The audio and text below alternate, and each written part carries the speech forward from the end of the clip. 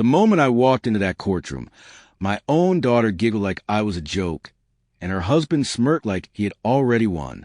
They thought they were about to lock away a weak, confused old man forever. But then the judge looked up. His face turned white. His hand started shaking. The gavel slipped from his fingers, and he whispered a single name. A name nobody in that room was supposed to know. The scalpel. That's when my daughter stopped smiling. That's when my son-in-law realized he wasn't fighting an old man. He was fighting the one man who buries people silently, legally, permanently. They thought they were putting me away. They had no idea I had already started cutting. What happened next was revenge. It was justice. If you believe silence should never be mistaken for weakness, then like this story, share it with someone who needs to hear it. And don't forget to subscribe, because this ghost hasn't even started haunting yet. They thought I was just an old man going quietly into the night. But the moment I walked into that courtroom, everything changed. My daughter laughed under her breath. My son-in-law smirked like he'd already won. They believed they were about to lock away a confused senior, tuck me neatly out of sight like yesterday's furniture. Then the judge looked up. His face drained the color. His hand started shaking. The gavel fell from his grip and hit the desk like thunder. And in a whisper that caught everyone off guard, he said one name, a name no one in that room understood but me. He said the surgeon. Not Dad, not Mr. Price, the surgeon. And for the very first time, my daughter stopped smiling. Everything they were so sure about shattered. They had no idea who they were trying to bury. Because ghosts don't live in houses. Ghosts live in files, secrets, numbers, silence. They don't shout. They wait. They watch. And when the time comes, they cut precisely. The truth is, it didn't begin in that courtroom. It began long before, with a dinner, a quiet Sunday dinner where I was treated not as family, not even as human, but as a silent piece of furniture, invisible, irrelevant, disposable. That night, I heard my own daughter laugh and say I looked tired just from sitting. I heard her husband suggest I should rest instead of speaking. I smiled politely, but that was the night something changed. Funny thing about silence, people think silence means weakness. No, sometimes silence means strategy. See, people underestimate you when you don't fight back right away. They think you don't see what they're doing. They think you don't know what they're taking, what they're planning. But I knew everything, every signature, every check, every lie. You see, I spent my life following numbers, exposing what people try hardest to hide. I retired, but I didn't forget. That night at dinner, my grandson was the only one who talked to me like I mattered. That small moment, his voice, was the only light left in that house. But light doesn't survive long in darkness. And the rest of them, they weren't just blind. They were greedy, desperate, and desperation makes people bold. Bold and stupid. They thought I was just some tired old man sitting at the end of a shiny dinner table, holding my fork and my silence. They could not have been more wrong, because that silence, it wasn't weakness. It was preparation. The judge knew, before anyone else. He recognized me. He knew what I had done, what I used to do, and what I was still capable of. And in that moment, the courtroom didn't feel like a courtroom anymore. It felt like a trap, snapping shut. But not on me. On them. You're about to hear how an old man they tried to erased everything they thought they owned. This isn't a story about revenge. Oh no, it's about balance. And the books always balance. They just never expected to be the ones paying. If you want to know what happened after the judge said my name, don't forget to follow, and subscribe, because the real story is just getting started. Sunday dinner at their place always felt like a business meeting I hadn't been invited to. I sat at the very end of an absurdly long mahogany table in their canyon mansion, half a football field away from the people supposedly closest to me. My daughter, Melissa, had a glass of white wine in hand and a tone that could cut stone. The infinity pool is non-negotiable, she said, tapping her phone. I want it to look like it falls straight into the canyon. It has to be perfect. The gala photos will be everywhere. Greg, Gregory Walsh, my son-in-law, didn't bother looking up from his own phone. His suit was tailored within an inch of its life, like he'd been vacuum sealed into it. "Whatever you want, babe," he muttered. "Once this Ojai resort closes, we can fill the pool with champagne if you want. It's a lock. 9-figure upside." They weren't talking to me. They were talking around me, over me, through me. Contractors, designers, deals, donors, RSVPs. I could have been another chair at the table. My name is Nathaniel Price. I'm 71. I have a pulse and memories and a lifetime of work behind me. But in that house, I was treated like an old lamp they felt too guilty to throw out. The only person who remembered I was a human being was my grandson. Tyler, 16, leaned past a line of candles and plates. "Grandpa, my playoff game's next week. You want to come? We're playing Palisades. It's going to be huge." I opened my mouth to answer, but Greg sliced across his words without even glancing at me. "Tyler, don't bug your grandfather," he said smoothly. "He needs his rest. He's old, remember?" Melissa snorted a little laugh, light and airy and sharper than a blade. "He's right, honey. Just let Dad relax. He probably gets tired just from sitting there." They diagnosed my energy, my limits, my life, without eye contact, without a question, without respect. I stared at the asparagus cooling on my plate and stayed silent. I told myself it was maturity, choosing peace over conflict. Later, I would realize it wasn't wisdom. It was surrender. After Isabel died 10 years earlier, I had sold our family home in Connecticut, the house full of her voice, her books, her perfume, and moved into the guest house on Melissa's property. I thought staying close to our only child would honor Isabel's memory. I gave up my life so my daughter wouldn't feel alone. Funny how you can be close enough to see someone's lights from your window and still be invisible. 3 days after that dinner, there was a knock at the door of my small guest house. Not a friendly knock. 3 sharp, practice raps. Greg stood on my porch, wearing a smile that never touched his eyes and holding a bottle of wine that cost more than some people's rent. "For you, Nate," he said, pushing it into my hands. Top shelf stuff. He knew I couldn't drink anymore. Doctor's orders after my bypass. That bottle wasn't a gift. It was a prop. He wandered into my living room like he was inspecting a property, not visiting family. After a few fake comments about the weather, he got to the point. "Nate, I'm sitting on the opportunity of a lifetime," he said, lowering his voice like we were partners in a heist. "The Ojai Resort. It's basically done, but we hit a tiny regulatory snag. All I need is a short bridge loan, just to show liquidity. You know how it is." He leaned closer, cologne thick in the air. "You own this guest house free and clear. It's just sitting here. All you'd have to do is put a small line of credit against it. $500,000. 6 months later, I wire you $700. 40% return, risk-free. Where else are you getting that?" I watched him, quietly.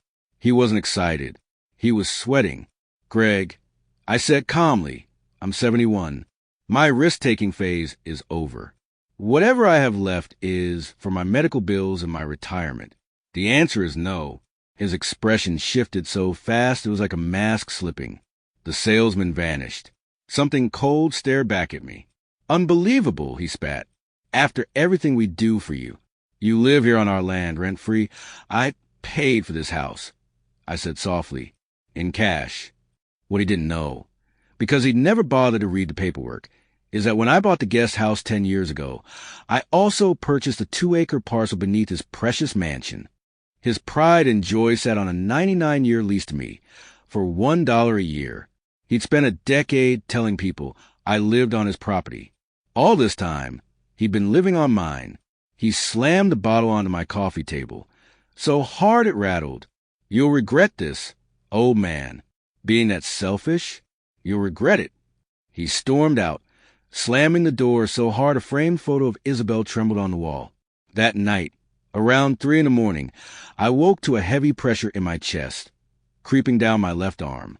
Not stabbing, a slow, suffocating squeeze. I knew the feeling. Angina, stress. My cardiologist's words echoed in my head. "Don't be a hero. Call for help. I called the main house. Melissa answered on the fourth ring, voice thick with sleep and annoyance. Dad, what is it? It's the middle of the night. Honey, I said, trying to keep my voice steady. I've got chest pain. Not terrible, but it's tight. Can you drive me to the clinic? Just to be safe? She sighed. Loud. Dramatic. Dad, I have the big charity planning meeting in the morning. Everyone's coming here. Just call 911 if you're really dying or something. Don't overreact. And she hung up. She didn't ask how bad it was. She didn't ask if I was scared. She told me not to overreact. So I ordered an Uber.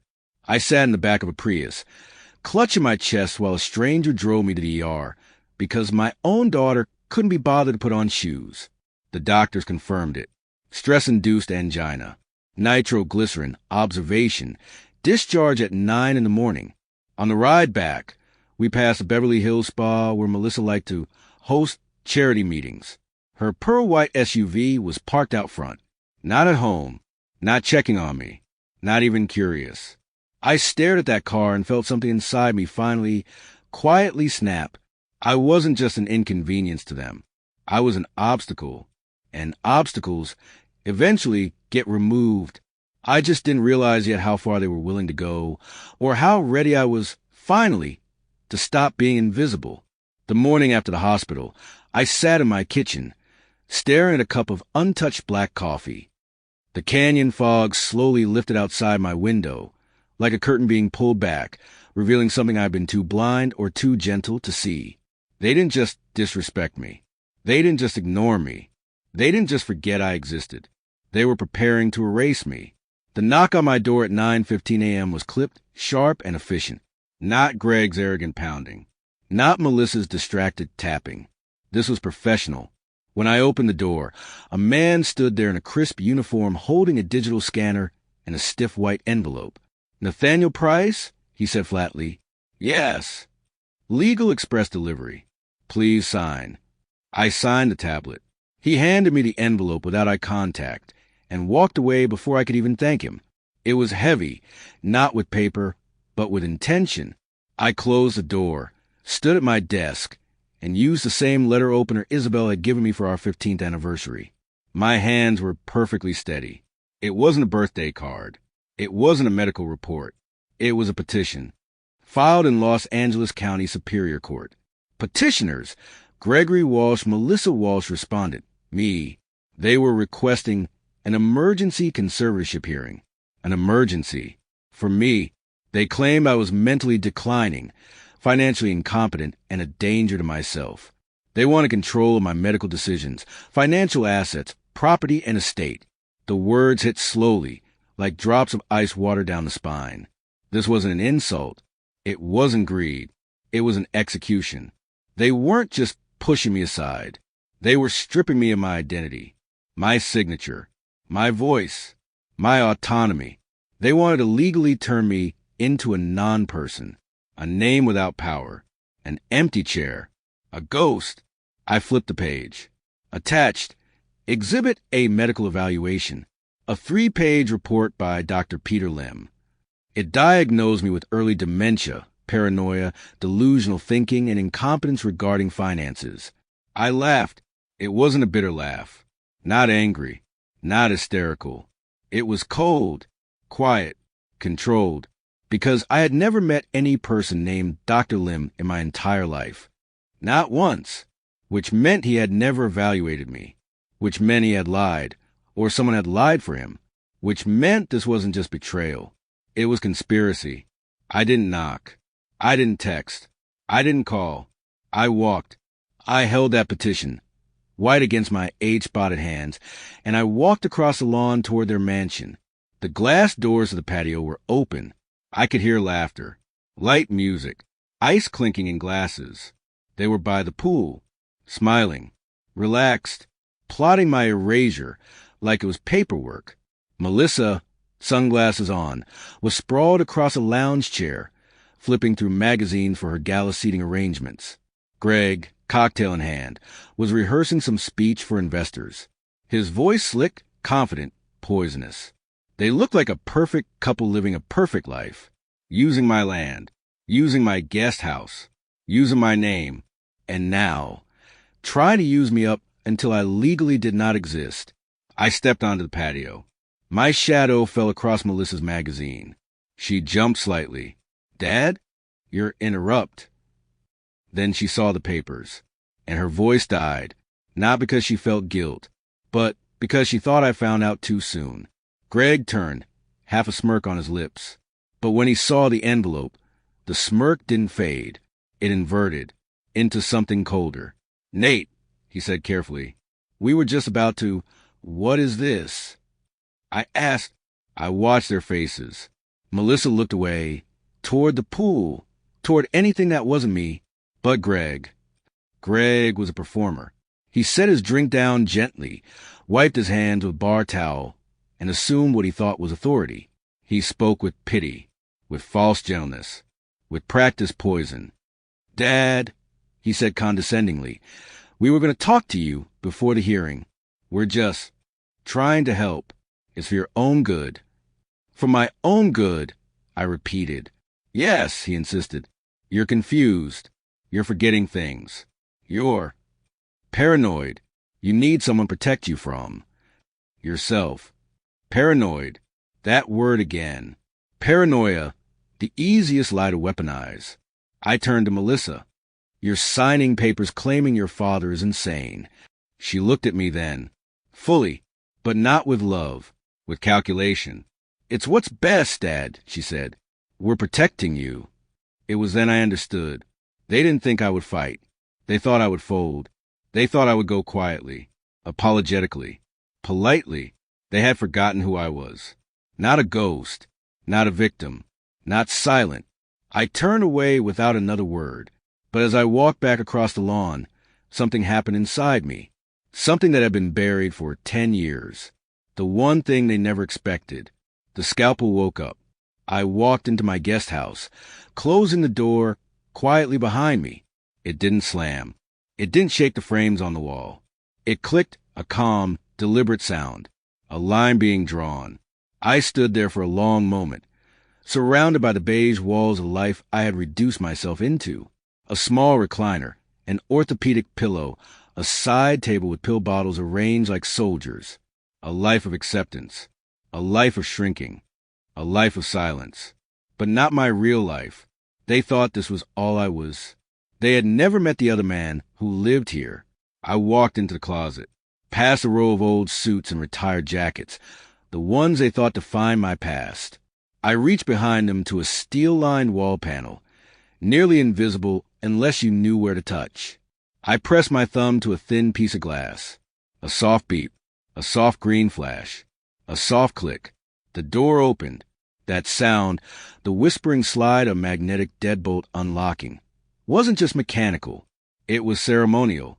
I stepped inside and turned on the lights. It didn't feel like a closet. It felt like a pulse. Floor-to-ceiling bookshelves lined one wall, law books, tax codes, digital forensics manuals, investigative archives. The opposite wall was server racks, quiet, humming, breathing like machines do when they're waiting for orders. In the center, a desk, 3 curved monitors, 2 encrypted phone lines, and a safe beneath the floor containing documents no one had seen in 10 years. The air was different in this room. It didn't smell like medication and carpet powder. It smelled like memory, clarity, precision. This wasn't where I slept. This was where I lived. This was the home of the man they thought was gone. The man they thought had died the same year Isabel did. They were wrong. When I first walked away from my work, I thought I buried the scalpel. I told myself my family didn't need a man who dissected lies for a living. They needed a father, a grandfather, a man who hosted dinners and watched football and acted his age. So I buried him. But precision never dies. It just waits. I sat at the console and powered up the monitors. The room filled with soft blue light, and silence broke. Not with noise, with purpose. On the larger screen, the cursor blinked, waiting for instructions. It felt like an old friend raising its eyebrows. Where have you been? I reached for the secure phone line, the one no one knew existed. I dialed an 11-digit number I had not called in 10 years. It rang twice. "Hayes!" came the voice on the other end. Sharp, tired, alert. "Avery!" I said. "It's Nate." Silence. Not a confused silence. A stunned one. Then a voice soft, respectful, but carrying something I hadn't heard in years. "Mr. Price," she breathed. "My God, I thought you were dead." "Not yet," I said calmly. "They tried." Silence again, this time, stronger. Her father, William Hayes, had been one of the finest legal strategists I'd ever worked with. He used to say that when Nate Price calls, you don't ask, "What happened?" You ask, "Where do we begin?" And Avery? She was better than him. "Where are you?" she asked. "Los Angeles." "That explains it," she said. "The tremor I felt in the law this morning." She didn't laugh. "Neither did I. I need you here. Tomorrow. Bring people who know how to follow the money. Quietly." "How deep?" she asked. "Assume criminal." I said, "Assume paper trails. Assume desperation." Pause. "Are you sure you want to wake that part of yourself back up?" I looked around the room, the blue glow, the files, the archive of numbers and secrets. "It woke itself," I said. "They woke it." "What did they do?" she asked. "They filed a conservatorship petition." I said, "A fraudulent one. They claim I'm senile." Another silence, then a low exhale. "They have no idea who they just tried to bury." "No," I said, leaning back, "but they're about to." She didn't say goodbye. She just said, "See you in 12 hours, scalpel." The line went dead. I stared at the empty screen in front of me. Outside, my family thought they had started a legal war. They were wrong. They had started surgery. And I had just picked up the blade again. Avery arrived the next morning at precisely 10 a.m. No flashy car, no high-heel dramatics, no exaggerated greetings. She traveled like silence travels, efficient, controlled, almost invisible. She stepped into the hidden office and scanned the room only once. That's all she needed. She took in the server racks, the triple-screen workstation, the locked file cabinets. She didn't ask who I used to be. She understood. "They don't know," she said simply. "No," I replied. "They don't." She set a single slim briefcase on the table. No stack of boxes, no piles of binders, no dramatic props. That briefcase contained exactly what mattered and nothing that didn't. That's how she worked. That's how I always worked. "You got the petition?" she asked. I slid it across the table, including their Exhibit A limbs diagnosis. She didn't read it. She scanned it. Lawyers. Read. Scalpel types extract. Limb. She murmured. "Why does that name feel crooked?" "That," I said, "is exactly the question." She opened her tablet, fully encrypted, offline. She typed Peter Lim into a database most law firms don't even know exists. 47 seconds later, she stopped typing. "Oh my God!" "What?" I asked. She turned the tablet toward me. "Dr. Peter K. Lim. Not a psychologist. Not a psychiatrist. Not a neurologist. Not licensed to practice psychology in California or anywhere else. He was a dentist. Or at least he used to be. License. Revoked. Reason. Insurance fraud, opioid trafficking, and operating what was referred to legally as a pill mill. Location. Reseda, California. License terminated. 5 years ago. Permanently. But that wasn't the shocking part. The shocking part was how he was still financially active, still licensed in 2 states, still making consulting income under private contracts. "He's compromised," Avery said. "He didn't write that evaluation for science. He wrote it for money." "So who paid him?" I asked. She looked at me. "You know." "Yes," I said, "but I don't guess. I verify." She went silent. Her eyes scanned deeper, into court records, corporate filings, sealed case footnotes. 3 minutes later, she looked up. "You're not going to believe this," she said. "Try me." Lim's bail 5 years ago when he was arrested. Someone paid it. A private guarantor. An LLC? What LLC? She slid the tablet across the desk. Walsh Holdings GP. I didn't blink. Greg hadn't found Lim last month. He hadn't bribed him recently. He had owned him for 5 years. A disbarred dentist. A desperate man. A controllable signature. A sleeping weapon. A premeditated safety net. He had been preparing for a day when he might need someone, anyone, to lie under oath. He had planned for this. Long before I refused his loan. That was the moment I realized something terrifying. This wasn't a reaction. It was a plan. Years in the making. By this point, Avery had gone very quiet. She was making connections fast. This wasn't just a greedy seizure attempt, she said slowly. This was staged, strategized, an exit plan. From what? I asked. She stopped, blinked. Oh no, she whispered.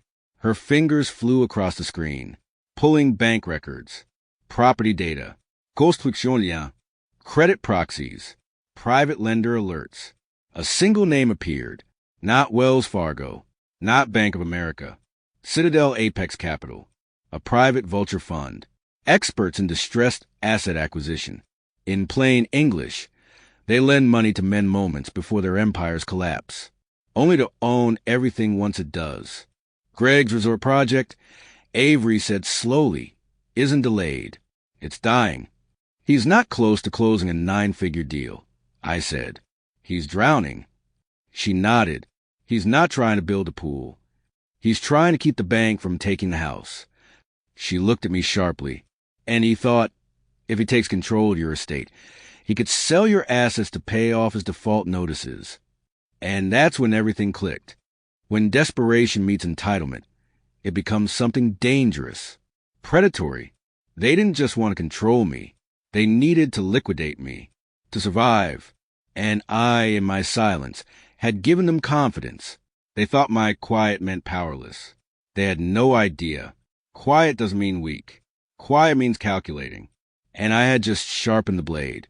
The hallway outside Department 5 besmelled of coffee, carpet glue, and fear. Legal fear. The kind that wears cologne and pretends it's confidence. Avery stood beside me, composed, silent, unflinching. She wasn't dressed for drama. She was dressed like a conclusion. I wasn't wearing the cardigan and soft shoes they'd expected. No, today, I wore the charcoal suit from my Senate testimony days. Crisp, precise. The kind of suit that didn't speak loudly. It simply didn't need to. Greg saw me before Melissa did. For a moment, he didn't recognize me. And when he did, he smiled. Not a warm smile. Not even a mocking one. A nervous one. Melissa, however, saw the suit as a costume. That airy, careless laugh escaped her again, the same one she used at the dinner table when she said I got tired just from sitting. She nudged Greg. Look at him, she whispered. Dad thinks he's in a movie or something. But then the doors opened. All rise. Judge John Carmichael. Hair graying. Slightly heavier. But unmistakable. He didn't look at the lawyers first, or the papers. He looked at the respondent. At me. The courtroom shifted. His eyes froze. His hand stopped mid-motion. The pen between his fingers slipped to the bench and clattered onto the wood. Clack! The entire room turned at the sound. But the judge never looked at it. He only looked at me. And then, in a voice that was meant to be private, but wasn't, he said, "My God, he's still alive." Silence. Confusion. Fear. And for the first time in their lives, Greg and Melissa looked at me, not like a burden, but like a threat. The judge cleared his throat, trying to steady himself, but the damage was done. His voice wasn't bored now. It held weight. It held history. For the court record, he said slowly, we are addressing petition regarding conservatorship over Mr. Nathaniel Price. But he looked at me when he spoke, not at the papers. At me, Greg's lawyer, a smirking man named Fierro, stood confidently. Your Honor, we will demonstrate that Mr. Price is no longer mentally fit to manage his finances or personal affairs. The judge didn't look at him. Instead, he leaned forward and, never taking his eyes off me, he said, Counselor. Do you know who this man is? Fierro chuckled, dismissive. A confused elderly man. No, the judge said sharply. He is the man whose testimony dismantled Enright Corp. in '98. He is the one who uncovered the Hawthorne laundering ring. He is the man they called. He didn't finish. He didn't need to. He just whispered it. The scalpel. It was no longer a courtroom. It was an autopsy table. Melissa frowned. Dad worked for an accounting firm. The judge turned to her, not unkindly, but gravely. No, everyone else worked for accounting firms. He trained them. I didn't move. I didn't change expression. I just waited. Now they understood. This was not a confused old man. This was the man people called when entire corporations tried to hide crimes. This was the man banks whispered about. Prosecutors quoted. Defendants feared. This was the man. Their lawyer didn't prepare them to fight. It took less than 15 minutes for their entire case to begin unraveling. Their medical expert? A disgraced, unlicensed dentist. Their evidence? Fabricated. Their concern? Financial. And when Avery began her quiet, surgical cross-examination of Dr. Lim, he didn't just fold. He cracked. Under oath, he admitted to being paid to sign the false evaluation, paid by Walsh Holdings GP. Greg turned pale. Melissa stopped breathing. Their lawyer began sweating through his $6,000 suit. It was only 9:47 a.m. The hearing had barely begun. But their case? It was already dead. Not because I fought, but because I waited. And scalpel work is never loud. It is silent, precise, and final. The courtroom wasn't just quiet. It was hollow, the kind of silence that follows something irreversible. Dr. Lim had just been escorted out in handcuffs. Melissa sat frozen in disbelief, mascara streaking down her cheeks. Greg looked less like a businessman and more like a man being lowered into a grave. He dug himself. Their lawyer had his head in his hands. Judge Carmichael turned to me.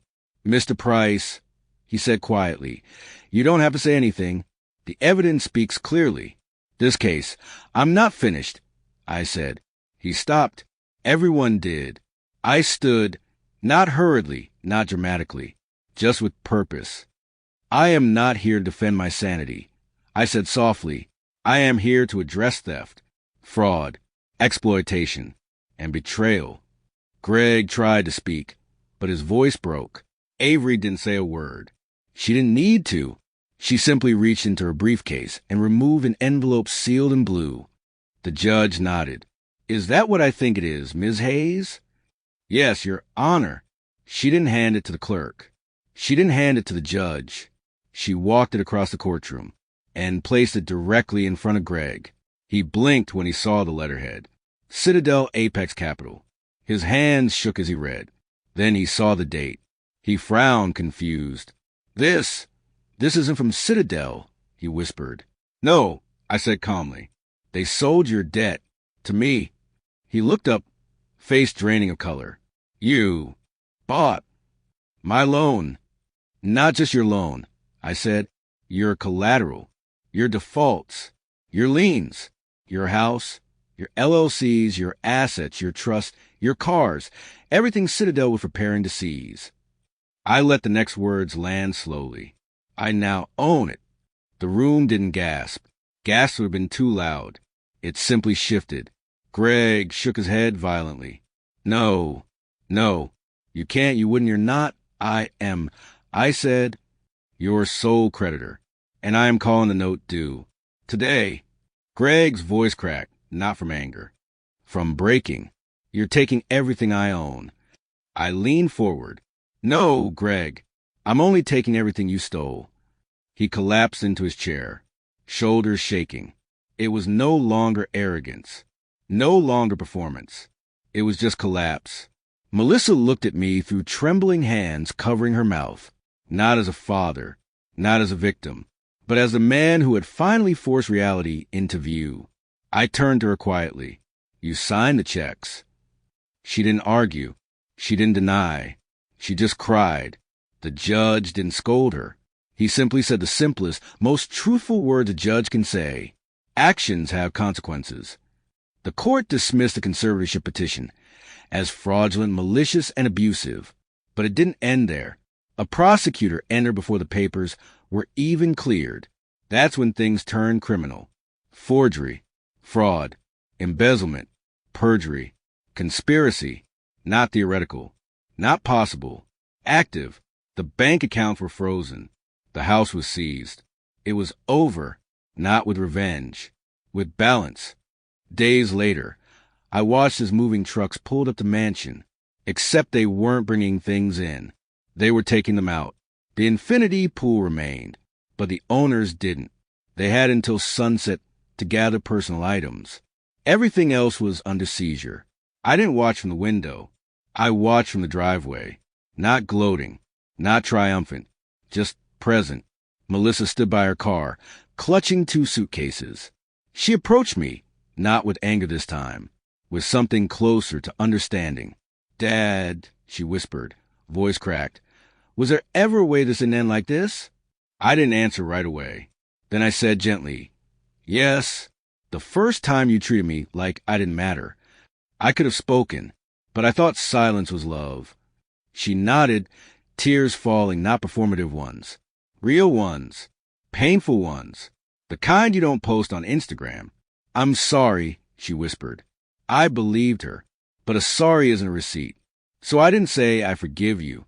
I said, "I hope you learn." She nodded, and for the first time in years, we didn't feel like strangers. As the sun set, the last car pulled away.